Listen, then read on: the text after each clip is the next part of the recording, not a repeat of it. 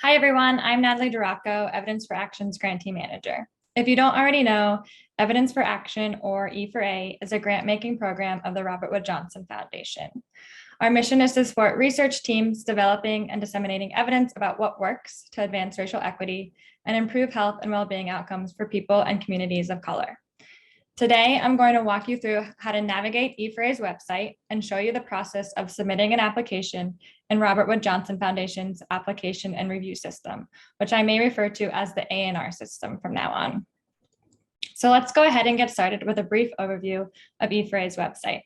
You can visit E4A's website at evidencefораction.org. On the homepage, you'll find a brief highlight of all the resources and information our website offers. You can scroll down and see information for grant seekers, learn more about what E4A is and the types of grants we fund. You can also view grants that we funded by topic. You can also read about what we're learning from our grantees, which includes a repository of media pieces, research articles, presentations, reports, and other materials highlighting E4A supported research and findings. You can also read about our latest news and blog posts. E4A's Methods blog is an informal venue to explore complex methods challenges with the intent of fostering interdisciplinary appreciation and championing evidence-based decision-making. So you can check back here on a monthly basis for a new methods blog post. And lastly, you can meet the E4A leadership team and learn more about who will review proposal applications and who you'll work with if you're awarded a grant. Most importantly, to learn more about our funding opportunity, you'll want to click on the funding tab. So you'll scroll back to the top and find our funding tab. From here, you'll find several helpful resources for prospective applicants, including a link to read the full call for proposals, an overview of what we're looking for and who we're looking for, informational videos, and this is where our recorded webinar that's happening on October 13th, 2021 will be eventually posted. So you can check back here for that recording if you'd like to listen to it again, or if you were unable to attend, to listen to it for the first time. And probably most useful to you all are our frequently asked questions. So these will be updated on a regular basis, and you can see that we've broken them down into different categories by eligibility, program fit, application and review, and funding. And so many questions that you all have can be answered here. We also highly recommend you read the Letter of Intent Applicant Guide, which outlines in greater detail what we're looking for in the Letter of Intent stage. You can find the Letter of Intent Applicant Guide under our Applicant Resources, Letter of Intent Applicant Guide.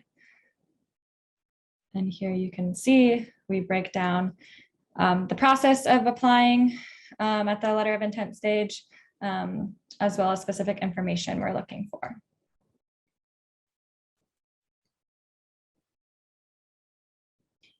You may also view all of E4A's funded projects to date to get a sense of the types of projects E4A funds. So you'll go to Research and Findings, Funded Projects.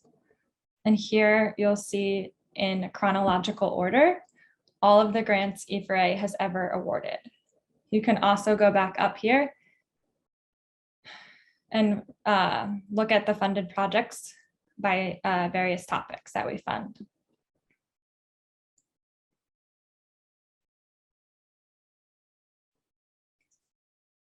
All of our funded projects include a brief summary,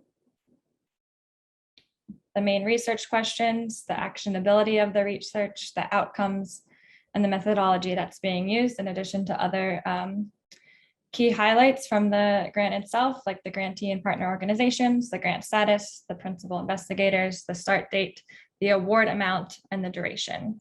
So all of these can be helpful information for you to get a sense of the types of grants that E4A funds.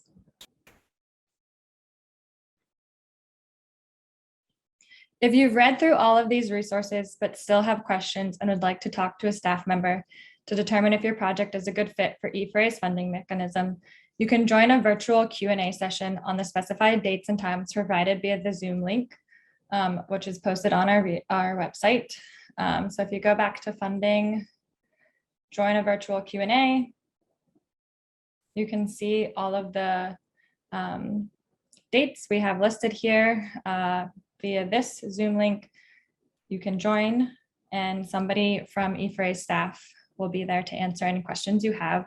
So these most commonly occur on the third Thursday of every month at 10:30 a.m. Pacific time or 1:30 p.m. Eastern time. We have provided some additional dates and times since we have a new call for proposals out, and so you're welcome to join us at the times listed. So now that you've read the call for proposals, the frequently asked questions, you've looked at our LOI applicant guide and any other relevant resources available to you here on our website, and have determined that your project is a good fit, you can go to the funding page and choose apply for a grant.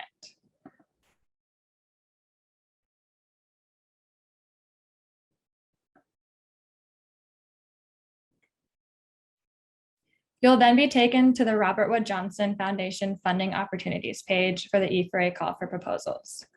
You can read more about the grant opportunity here, as well as view a sample proposal of the letter of intent before applying. Here you'll see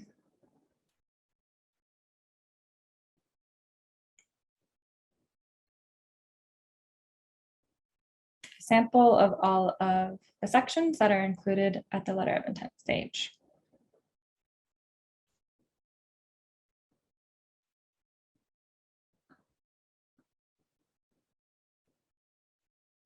Once you're ready to start your application, you'll choose Apply Online, which is over here in this green box.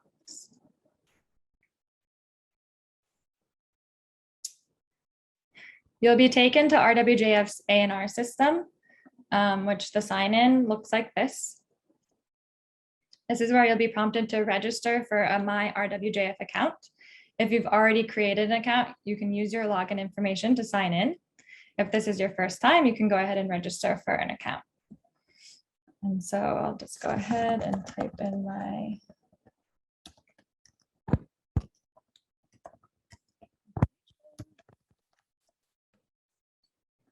and know that I am not a robot and sign in. I also highly recommend that when accessing My RWJF, you use Chrome for your web browser. You'll also want to make sure you're using a secured Wi-Fi network in order to get into the My RWJF system. Once you're in My RWJF, you can scroll down to the box titled Current Calls for Proposals. So you'll see this box here, and you'll find Evidence for Action and choose the Apply icon.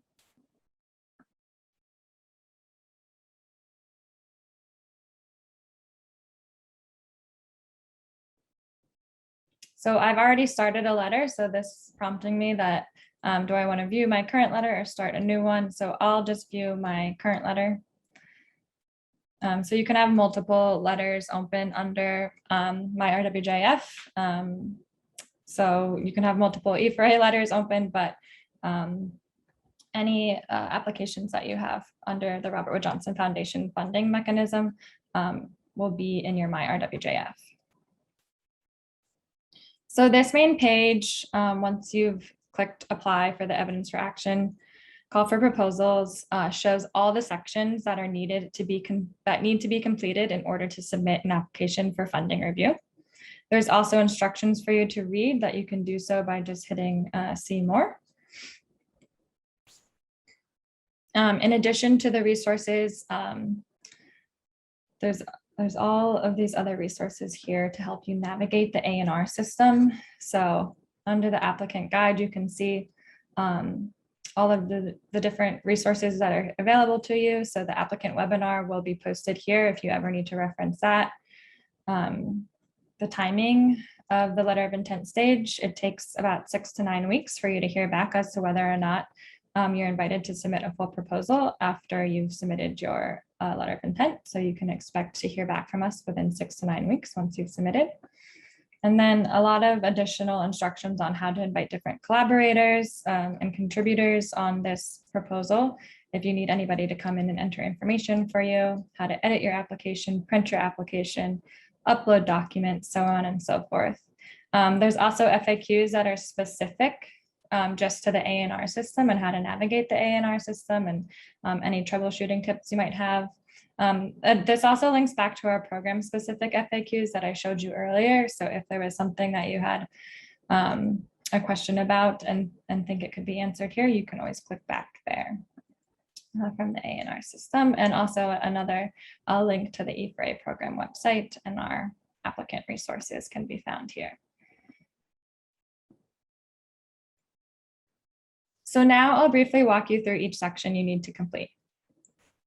The first section is the eligibility section. In order to be eligible for funding, the applicant organization must be based in the United States or its territories. Submissions from teams that include both the US and international members are eligible, but the lead applicant organization must be based in the United States. And so you'll want to mark yes or no and save section finish. Again, if you mark no, you are not eligible for E4A funding. The next section is the applicant organization and tax verification, which asks you to provide specific information about the lead applicant organization. Under tax verification, it will ask you to provide specific information about the lead applicant organization, but under tax verification, the answer to questions 2 and 3 can be both no, but they cannot be both yes. So you'll want to make sure that you're choosing the appropriate answers specific to your organization. And once you've done that, save section finished. Next, you'll go to the principal investigator or co-PI and type in their contact information. Again, the PI is a person with responsibility or shared responsibility for overseeing the project. Anyone may be designated as the principal investigator. They don't need to hold an advanced degree or be considered a researcher for the project. Two PIs may be listed in the letter of intent application stage, but the team is not limited to these 2 individuals. If you are invited to the full proposal stage, you'll have a chance to talk more about your research team and expand on and submit more CVs for the rest of your team at that stage. But at the letter of intent stage, you can only submit or talk about 2 PIs. Next, you'll move to key contacts. And under key contacts, if you have a co-PI, this is where you'll list them, as well as any additional alternate contact in the event we can't reach the PI or the co-PI. So you just hit show or hide to expand these fields. Next up is the project summary. This is where you'll input your project's title, your requested amount of funding, the proposed start date, and anticipated study duration. You should request the amount of funding you will need to conduct and disseminate your proposed research. In the case of multi-year proposals, budget requests should reflect the entire grant duration as opposed to an annual amount. Please do not provide a detailed budget breakdown at the LOI stage. So when entering the budget request at the LOI stage, round up to the nearest 10,000. Budget requests should be inclusive of both direct and indirect costs. The foundation's maximum approved rate for indirect costs is 12% of all project costs for colleges and universities and hospitals or health systems, and it's up to 20% in indirect costs for nonprofit organizations. More detailed guidance and expectations are provided in the budget preparation guidelines available at the full proposal stage. So again, we're just looking for an estimate here and not a detailed budget at the LOI stage. In terms of the duration, E4A grant durations range from 12 to 48 months. To encourage timely dissemination and application of findings, we strongly prefer that durations are 36 months or less. And then the last question of the project summary page is about a research contingency. So please let us know if your research is contingent on the proposed start date. If not, you can just write NA. If yes, let us know why, and we will expedite a review of your application if warranted. The next section is your 2-page letter of intent. This is where you'll introduce the reviewers to your project. You'll want to download the template and follow the instructions carefully. So you'll click here. Again, our LOI applicant guide will be really helpful at this stage, so I highly encourage you all to take a look and review that. And so here is the template. You'll want to complete all of this identifying information here, and this will stay at the top of your page, but you'll delete this block of instructions once you've read through it and answered all of the questions thoroughly. You'll want to describe your project using these 3 main sections. So the first one is the rationale, about half a page. So, how this research will address a root cause of health and racial inequities should be stated here. Explain why the research is needed and who will benefit from it. And you should be specific about the populations to whom the findings will apply. We want to know about the implications of your findings and the actionability of your findings. So be specific about that. Who are the end users and how will they use these findings? And make sure that you talk about how people will use these findings regardless of whether they're negative, positive, or null. And for implications of finding, that's about a little less than half a page. And then in 1 page, we want you to talk about the research approach and activities. So what are your specific research questions or hypotheses? What are the health outcomes that you'll be measuring? What are your primary outcomes? What are your secondary outcomes? What's the study design? What methods are you using? What's the study setting and population, both for your treatment and comparison groups, if appropriate? What sample sizes are you using? What are your plans for data collection and analyses? If the study sample includes different races and ethnicities, describe whether and how the data will be disaggregated to assess heterogeneous treatment effects. So once you've written your letter of intent, again, you'll want to delete this block of instructions. You'll want to save your letter as a PDF. All of these instructions are listed here, and you'll want to save it as a PDF and upload it to this section here using this upload button. And once you're done, you can hit save section finished. Moving on. In addition to the information about the research proposal you described in the 2-page LOI narrative, applicants will also need to provide responses to 3 open-ended questions in the project information question section. These questions are trying to better understand the racial equity lens of your study and ensure that your project is responsive to the needs of communities of color. And again, we distilled these questions in our LOI applicant guide if you need a little bit more guidance. The next section is the applicant question section. These are for internal purposes only, and your answers to these questions are not used in evaluating applications. So you'll just want to answer each question on behalf of the entire research team. So there's 7 questions. Once you've answered them, save section finished. And just you'll note that several of them are marked or select all that apply. So you'll just want to select all that are applicable to you. And the last section, the last section is the CV, resume, or bio sketch section, and you should provide a CV, resume, or bio sketch, whichever you prefer, for the 2 key project team members. And they should include information on education, professional experience, years in research, publications, and previous research, or any other relevant experience, such as advocacy or community engagement. And if you are submitting a bio sketch, you can use any format that you'd like. And so, like I mentioned before, we only allow 2 people to submit their CV at this stage, but if you're invited to a full proposal, you can submit more CVs then. So once you've completed all sections, the submit button will become available to you to submit your entire application for funding consideration. So if you go home, this submit button here, once all of these sections have been completed, will light up and you'll be able to actually click submit. You must hit the submit button in order for your application to be reviewed. To confirm that your application was successfully submitted, you will receive a confirmation email from my RWJF. Just a reminder that this is a multi-stage funding opportunity. You will hear back in 6 to 9 weeks as to whether or not you've been invited to submit a full proposal.